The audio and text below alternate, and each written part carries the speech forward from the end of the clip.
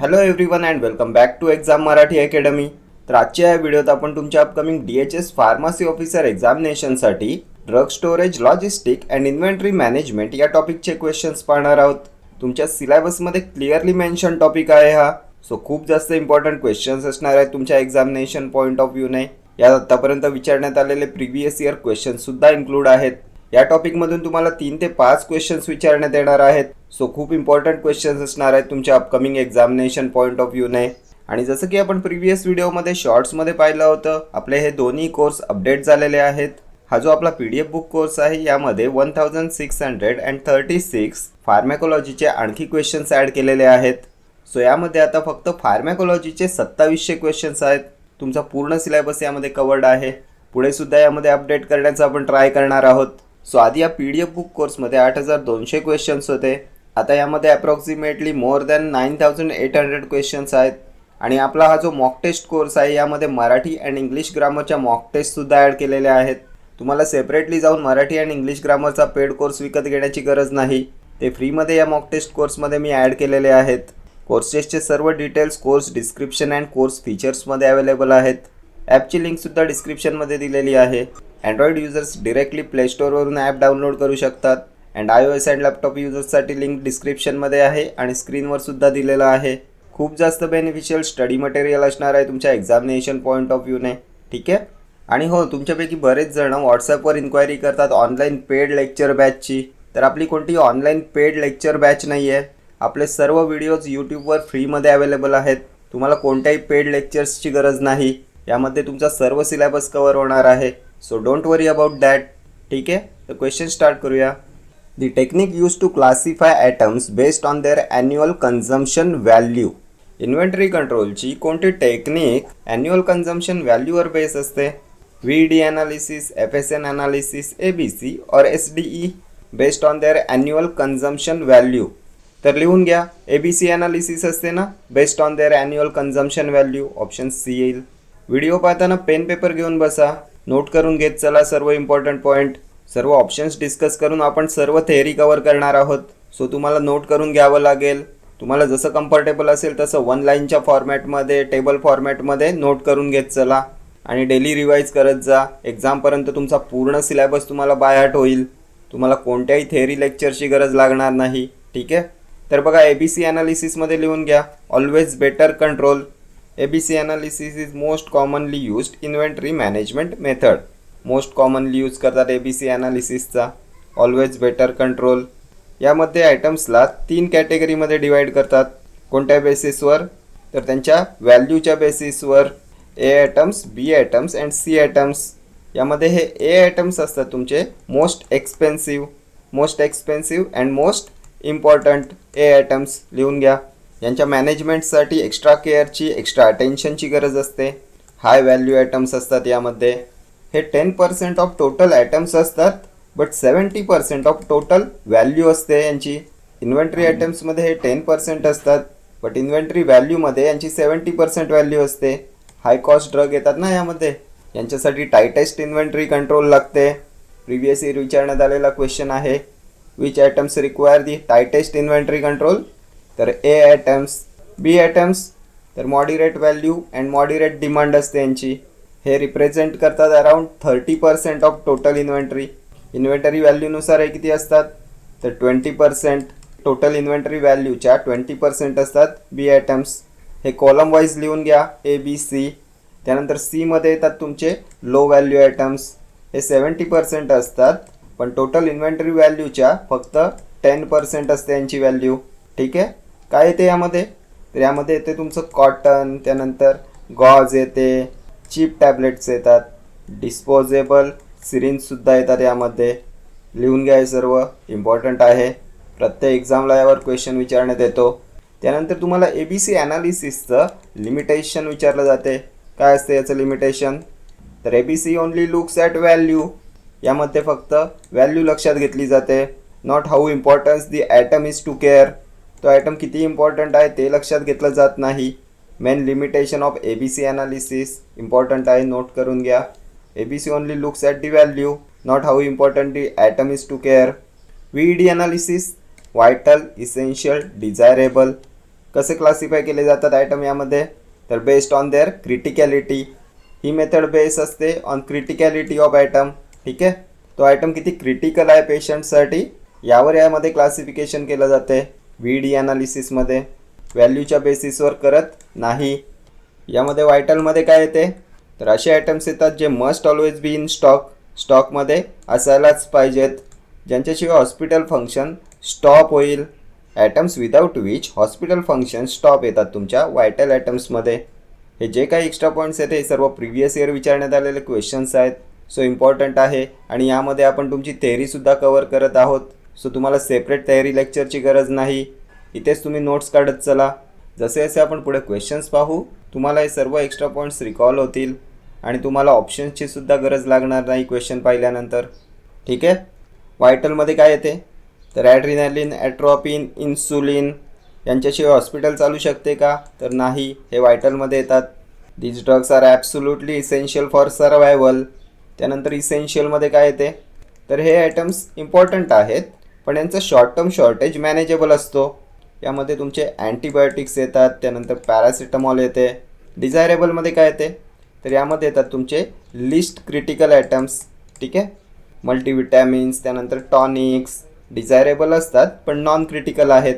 यांचा absence patient केअरवर जास्त impact करत नाही. जेव्हा अवेलेबल होतील तेव्हा आपण पेशंटला देऊ शकतो. ठीक आहे, डिझायरेबल. तर ABC झालं, VED झालं, FSN. तर ही टेक्निक बेस असते ऑन कन्झम्पशन रेटवर बेस असते ही टेक्निक. FSN ॲनालिसिस तुमच्या मेडिसिनच्या मुवमेंटवर बेस असते. F म्हणजे fast moving, S slow moving, N non moving. लिहून घ्या, यावर सुद्धा क्वेश्चन विचारण्यात आला होता. FSNचा full form fast moving, slow moving and non moving. ठीक आहे, यामध्ये जे F आयटम्स असतात, फास्ट मूव्हिंग आयटम्स असतात, ते क्विकली सेल होतात, यांची हाय डिमांड असते आणि हे सिग्निफिकंटली कॉन्ट्रीब्यूट करतात टू रिव्हेन्यूमध्ये यांचा महत्त्वाचा वाटा असतो. एक्झाम्पल्समध्ये काय येईल यांच्या, तर ब्रेड येतो, त्यानंतर एग येतात, मिल्क असते तुमचं F आयटम्समध्ये. त्यानंतर तुमचे पेन किलर्स, अँटीबायोटिक्स येतात यामध्ये. नोट करून घ्या, हे इम्पॉर्टंट आहे, एक्झामला विचारण्यात आलं होतं. These items typically have high demand and contribute significantly to revenue. SDE analysis काय असते SDE, तर बघा scarce, difficult and easily available. scarce, difficult and easily available items SDE. कशावर बेस असते ही मेथड, तर यामध्ये इन्व्हेंटरी आयटम्सला क्लासिफाय केलं जाते बेस्ड ऑन देअर अवेलेबिलिटी. स्कार्समध्ये काय येते, तर डिफिकल्ट टू ऑब्टेन आयटम्स येतात. यामध्ये ज्या आयटम्सची लिमिटेड अवेलेबिलिटी आहे ते येतात स्कार्समध्ये. यांची हाय डिमांड असते किंवा यांना इम्पोर्ट करावं लागतं दुसऱ्या लोकेशनवरून. डिफिकल्टमध्ये काय येते, तर इझिली अवेलेबल नसतात हे items. These items are not readily available. इझीमध्ये काय येते, तर इझिली अवेलेबल असतात मार्केटमध्ये इझी आयटम्स. ठीक आहे, तर या सर्व टेक्निक खूप जास्त इम्पॉर्टंट आहेत तुमच्या एक्झामिनेशन पॉईंट ऑफ व्ह्यूने. तुम्हाला सिलेबसमध्ये क्लिअरली मेन्शन टॉपिक आहे. सो 5 किंवा 5 पेक्षा जास्त क्वेश्चन्स या टॉपिकमधून तुम्हाला येऊ शकतात. पूर्ण टॉपिक तुम्हाला बायहार्ट करायचं आहे. हे सर्व जे एक्स्ट्रा पॉईंट सांगतो हे सर्व तुमचे बायहार्ट असले पाहिजेत. ठीक आहे, या व्यतिरिक्त तुम्हाला क्वेश्चन विचारला जाणार नाही. क्वेश्चन तुम्हाला यामधूनच विचारला जाणार. ठीक आहे, नेक्स्ट क्वेश्चन पाहूया. कोणती असते first step in logistic management, distribution, procurement, consumption, transportation.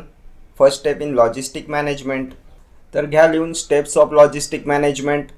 Procurement येते, त्यानंतर इनबाउंड ट्रान्सपोर्टेशन येते, त्यानंतर थर्ड स्टेप असते तुमची वेअर हाऊसिंग अँड स्टोरेज, त्यानंतर येईल तुमचं इन्व्हेंटरी मॅनेजमेंट, त्यानंतर येईल ऑर्डर प्रोसेसिंग, त्यानंतर येईल तुमचं डिस्ट्रीब्युशन आणि सगळ्यात शेवटी येते रिव्हर्स लॉजिस्टिक. ठीक आहे, procurement, inbound transportation, warehousing and storage, inventory management, order processing, distribution, reverse logistic. First step procurement, option B येईल. ही असते initial stage of logistic management. तुमचे सोर्सेस आयडेंटिफिकेशन, त्यानंतर रॉ मटेरियल येते यामध्ये. लॉजिस्टिक मॅनेजमेंटवर आणखी काय विचारण्यात आलं होतं, पटकन एकदा रिवाईज करूया. तर 5S काय असते लॉजिस्टिकमध्ये, लिहून घ्या, विचारण्यात आलेला क्वेश्चन आहे. What is 5S in logistic, तर S फॉर सॉर्ट, त्यानंतर येते सेट इन ऑर्डर, त्यानंतर येईल तुमचं शाईन, त्यानंतर येते स्टँडर्डाइज आणि सगळ्यात शेवटी येते सस्टेन. ठीक आहे, 5S नोट करून घ्या, खूप इम्पॉर्टंट आहे. खूप जास्त चान्सेस आहेत या एक्झामला हा क्वेश्चन येण्याचे. S for sort, S for set in order, S for shine, S for standardise and S for sustain, 5S. त्यानंतर मेन रोल विचारला जातो लॉजिस्टिक्सचा फार्मसीमध्ये. What is the main role of logistics in pharmacy? तर to ensure the safe, timely and efficient delivery of pharmaceutical products. Safe, timely and efficient delivery of pharmaceutical products, main role of logistics. Next पाहूया. ABC ॲनालिसिसमध्ये B items कोणते असतात? Which of the following best describes class B items in ABC analysis? तर low व्हॅल्यूमध्ये आपण C items पाहिले ना, total व्हॅल्यूच्या फक्त 10% असतात. कॉटन, त्यानंतर गॉज, चीप टॅबलेट्स, त्यानंतर डिस्पोजेबल सिरिंजेस येतात ना यामध्ये. लो इन कॉस्ट आयटम्स असतात यामध्ये. Moderate value B items. Total इन्व्हेंटरीच्या 20 to 30% असतात ना according to value. Moderate value, moderate demand, moderate control, B items. So हेच येईल इथे तुमचं correct answer. High value A items. Total आयटम्सच्या 10% असतात पण टोटल व्हॅल्यूच्या 70% असतात ना. हाय कॉस्ट ड्रग येतात यामध्ये. Most expensive and most important असतात and should be managed with extra care and attention. Next पाहूया. SDE analysis is based on. कशावर बेस असते SDE ॲनालिसिस? तर बघा आता प्रिव्हियस क्वेश्चनमध्ये पाहिलं होतं ना, काय असते SDE? Scarce, difficult and easily available items. काय लिहून घेतलं होतं? तर अवेलेबिलिटीवर बेस असते, ईज ऑफ प्रोक्युअरमेंटवर बेस असते, safety, criticality, availability option C येईल. स्कार्स, डिफिकल्ट, इझी पाहिलं होतं ना. स्कार्स आयटम्स असतात, difficult to obtain, limited availability असते यांची. डिफिकल्ट तर हे इझी आयटम्सपेक्षा रेडिली अवेलेबल नसतात, difficult to available. Easy, easily available items असतात. VED ॲनालिसिस कशावर बेस असते? तर क्रिटिकॅलिटीवर. ABC ॲनालिसिस कशावर पाहिलं होतं आपण? तर आयटम्सच्या व्हॅल्यूवर. ठीक आहे. कॉस्ट आलं तर ABC analysis, criticality VED analysis, availability SDE analysis. Next पाहूया.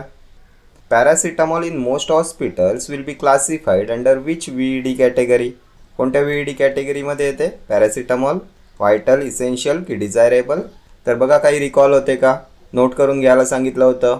व्हायटलमध्ये येतात life saving drugs. Vital items येतात ना यामध्ये. Must always be in stock, यांच्याशिवाय हॉस्पिटलचं फंक्शन स्टॉप होते. एक्झाम्पल्समध्ये काय पाहिलं होतं?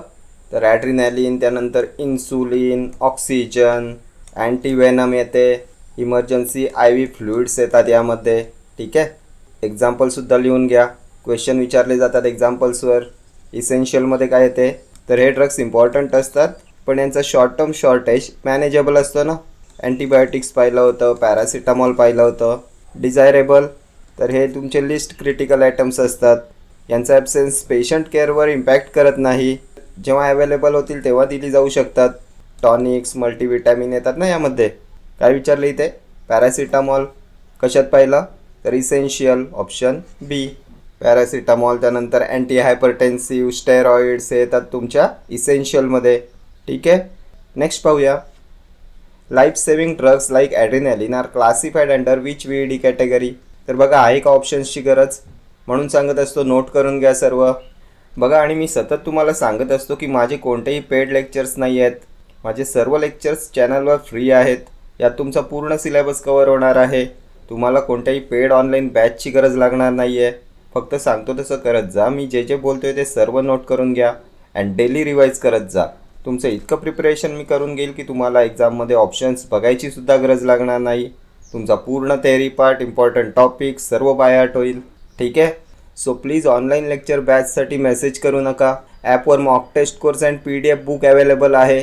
त्याबद्दल काही इन्क्वायरी करायची असेल तरच व्हॉट्सॲप करा. ठीक आहे. तर कशात पाहिले? Life saving drugs, adrenaline. तर essential, antibiotics, paracetamol, steroids, anti hypertensives. आणि यामध्ये तुमच्या बँडेजेस, सिरिंजेससुद्धा येतात, थर्मोमीटर्ससुद्धा येतात इसेन्शियलमध्ये. व्हायटल तर adrenaline, insulin, oxygen, antivenom, emergency IV fluids. हे झाले तुमचे ड्रग्स. सप्लाईजमध्ये काय येते व्हायटलच्या, तर बघा ET येते, इंडोट्रॅकियल ट्यूब, स्टराईल सर्जिकल ग्लोव्ज येतात यामध्ये, घ्या लिहून, खूप जास्त इम्पॉर्टंट आहे, 100% तुम्हाला क्वेश्चन विचारण्यात येईल यावर. डिझायरेबल टॉनिक्स, मल्टीविटॅमिन्स, कफ सिरप्स यांचा ॲब्सेन्स इमिजिएटली इफेक्ट करत नाही पेशंटच्या हेल्थवर, जेव्हा अवेलेबल होतील तेव्हा दिले जाऊ शकतात. तर ॲड्रिनॅलिन काय येईल, व्हायटल. ठीक आहे, vital items must always be in stock, स्टॉकमध्ये असायलाच पाहिजेत, यांच्याशिवाय हॉस्पिटल्सची फंक्शन स्टॉप होतात. Adrenaline, atropine, insulin. ठीक आहे, लाईफ सेविंग ड्रग्स असतात ना.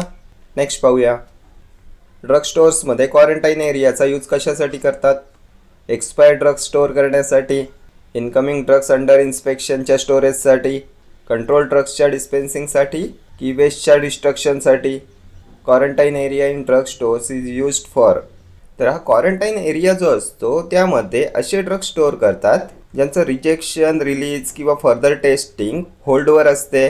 टेम्पररी स्टोरेज एरिया असतो हा क्वारंटाईन एरिया. या एरियामधले ड्रग्स ॲप्रूव्ह स्टॉक बरोबर मिक्स केले जात नाही. एक्सपायर्ड ड्रग्ससाठी काय वापरतो आपण, तर एक्सपायर्ड एरिया असतो ना, रिजेक्टेड एरिया असतो, क्वारंटाईन एरिया येणार नाही. कंट्रोल ड्रग्सच्या डिस्पेन्सिंगसाठी तर डबल लॉक कॅबिनेटचा यूज करतो ना यासाठी, क्वारंटाईन एरिया नाही. डिस्ट्रक्शन ऑफ वेस्ट तर वेस्ट मॅनेजमेंट एरिया असतो यासाठी, क्वारंटाईन एरिया येणार नाही. क्वारंटाईन एरियामध्ये येते incoming drugs under inspection, option B येईल. या एरियामध्ये टेम्पररी मटेरियल किंवा ड्रग्स होल्ड केले जातात पुढच्या डिसिजनसाठी. ठीक आहे, नेक्स्ट पाहूया, which of the following is not a part of logistic management. तर आठवा आता फर्स्ट क्वेश्चन पाहिला होता आपण, फर्स्ट का सेकंड क्वेश्चन पाहिला होता. लॉजिस्टिक मॅनेजमेंटचा मेन रोल पाहिला होता. काय पाहिलं होतं, main role of logistic in pharmacy to ensure safe, timely and efficient delivery of pharmaceutical products. कुठे, तर राईट प्लेसवर, राईट टाईमला, राईट कंडिशनमध्ये. लक्षात घ्या, इम्पॉर्टंट आहे, लिहून ठेवा. Main role of logistic in pharmacy is to ensure the safe, timely and efficient delivery of pharmaceutical products to right place at the right time and in right condition. ठीक आहे, steps काय पाहिल्या होत्या. First step in logistic management सांगा, previous question पाहिला होता. Procurement पाहिलं होतं ना, प्रोक्युअरमेंट नंतर पाहिलं होतं आपण इनबाउंड ट्रान्सपोर्टेशन, त्यानंतर येते रिसिविंग अँड इन्स्पेक्शन, त्यानंतर येईल तुमचं वेअरहाऊसिंग, स्टोरेज, त्यानंतर inventory management, order processing, outbound transportation ज्याला डिस्ट्रीब्युशन म्हणतात, आणि सगळ्यात शेवटी येते तुमचं रिव्हर्स लॉजिस्टिक. लिहून घ्या जर लिहून घेतलं नसेल तर. फर्स्ट स्टेपचा क्वेश्चन पाहिला होता आपण प्रोक्युअरमेंट. आणखी काय पाहिलं होतं यामध्ये आपण, तर 5S इन लॉजिस्टिक पाहिलं होतं. प्रिव्हियस इयर क्वेश्चन आहे. कोणत्या 5 स्टेप्स असतात 5S लॉजिस्टिकमध्ये, तर sort, set in order, shine, standardise, sustain. 5S sort, set in order, shine, standardise and sustain. 5S in logistic important आहे. ठीक आहे, बघा जर तुम्हाला आता लॉजिस्टिक मॅनेजमेंटवर क्वेश्चन विचारला जाईल तर यातूनच क्वेश्चन विचारण्यात येईल, याच्या बाहेरचा क्वेश्चन विचारण्यात येणार नाही. ठीक आहे, इथे विचारले not a part of logistic management. Procurement first step, ट्रान्सपोर्टेशनसुद्धा येते, डिस्ट्रीब्युशन येते, प्राइसिंग यामध्ये येत नाही ना, ऑप्शन सी येईल. Drug pricing is not a part of logistic management. Drug pricing येते तुमच्या मार्केटिंगची स्टेप. ठीक आहे, नेक्स्ट पाहूया, बफर स्टॉक काय असते. Extra stock kept for emergencies, discontinued drug, return medicine, expired stock. तर इमर्जन्सीसाठी राखून ठेवलेला एक्स्ट्रा स्टॉक असतो ना, बफर स्टॉक, ऑप्शन ए येईल. सेफ्टी स्टॉकसुद्धा याला म्हणतात, हे सुद्धा इम्पॉर्टंट आहे, लिहून घ्या. Buffer stock, safety stock, extra stock kept for emergencies. Buffer stock prevent shortage due to delays, डिलेजमुळे होणाऱ्या शॉर्टेजला प्रिव्हेंट करण्यासाठी यूज करतात बफर स्टॉकचा. ठीक आहे, नेक्स्ट पाहूया, the combination of ABC and VED analysis is known as inventory maximization, hybrid control technique, matrix analysis, ABC VED matrix.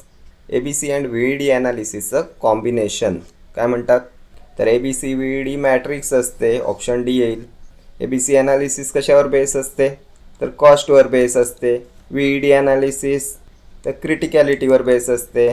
आणि जेव्हा आपण या ABC अँड VED ॲनालिसिसला कंबाईन करतो तेव्हा 3 × 3 9 कॅटेगरीजचा मॅट्रिक्स तयार होतो ना. सो याला म्हणतात ABCD मॅट्रिक्स. ठीक आहे, इम्पॉर्टंट आहे, नोट करून घ्या. हे बघा, हे सांगतो मी कसं होते. इथे A items, B items, C items, इथे V items, E items, D items. तर इथे AV, हा AV, त्यानंतर AE, AE आणि AD, त्यानंतर BV, BE, BD, BV, BE आणि BD, त्यानंतर CV, CE आणि CD. बघा, या 9 कॅटेगरीजचा मॅट्रिक्स तयार झाला. खूप जास्त इम्पॉर्टंट आहे, हे नोट करून घ्या. डिटेलमध्ये क्वेश्चन विचारण्यात आला तर यावर क्वेश्चन विचारण्यात येईल. तुम्हाला या कॅटेगरीज माहिती पाहिजेत. AV, AE, AD, BV, BE, BD. AVमध्ये काय येईल तर A कॅटेगरी हाय कॉस्ट पाहिलं होतं ना आपण. B कॅटेगरी लाईफ सेविंग, हाय कॉस्ट लाईफ सेविंग ड्रग्स येतील AVमध्ये. इकडे CDमध्ये काय येईल तर C low cost, D desirable म्हणजे नॉन इसेन्शियल. तुम्हाला जर क्वेश्चन विचारण्यात आला low cost and non essential आणि ऑप्शनमध्ये CD, AV, AE असं दिलं तर CD आन्सर येईल. खूप जास्त इम्पॉर्टंट आहे, यावर सुद्धा खूप जास्त चान्सेस आहेत एक्झामला क्वेश्चन विचारण्याचे. ठीक आहे, या 9 कॅटेगरीज तुम्हाला माहिती हव्यात. नेक्स्ट पाहूया. Cold chain management is essential for which type of products. कोणत्या प्रोडक्टसाठी इसेन्शियल असते cold chain management? Oral tablets, topical creams, vaccines and insulin, herbal products. तर cold chain management, vaccines and insulin. Cold chain management असते तुमची temperature control supply chain. Biological प्रोडक्ट्ससाठी essential असते. जे products heat sensitive असतात त्यांच्यासाठी use करतात ना कोल्ड चेन मॅनेजमेंटचा. स्टोरेज कंडिशन असते 2 degree to 8 degree Celsius. Next पाहूया. Main aim of inventory control in hospital pharmacy. प्रोक्युअरमेंटला इन्क्रीज करणे, मॅक्झिमम मेडिसिन्सला स्टोअर करणे, मिनिमम कॉस्टवर ॲडक्वेट स्टॉकला मेंटेन करणे की सेल रिड्यूस करणे. Main aim of inventory control in hospital pharmacy. तर मिनिमम कॉस्टवर ॲडक्वेट स्टॉक मेंटेन करणे असते ना main aim of inventory control. Option C येईल. पेशंटच्या गरजेनुसार आणि शॉर्टेजला अवॉइड करण्यासाठी पुरेसा स्टॉक ठेवणे मिनिमम कॉस्टमध्ये. नेक्स्ट पाहूया. The ideal temperature range for storing most pharmaceutical. किती असते आयडियल टेम्परेचर रेंज फार्मास्युटिकल्सच्या स्टोरेजसाठी? तर 2 to 8 डिग्री सेल्सिअस पाहिलं ना, ऑप्शन C येईल. कोल्ड स्टोरेज असते ना 2 to 8 degree Celsius.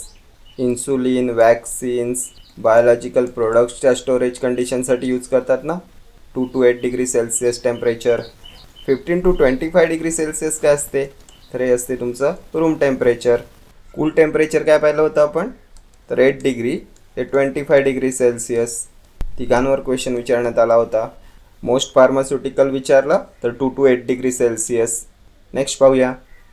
Refrigerators used in drug storage should be monitored. रेफ्रिजरेटर्सचे निरीक्षण कधी केले पाहिजे? Weekly, once a month, every 2 days, twice daily. तर ट्वाईस डेली, ऑप्शन D येईल. इम्पॉर्टंट क्वेश्चन आहे, येण्याचे चान्सेस खूप जास्त आहेत.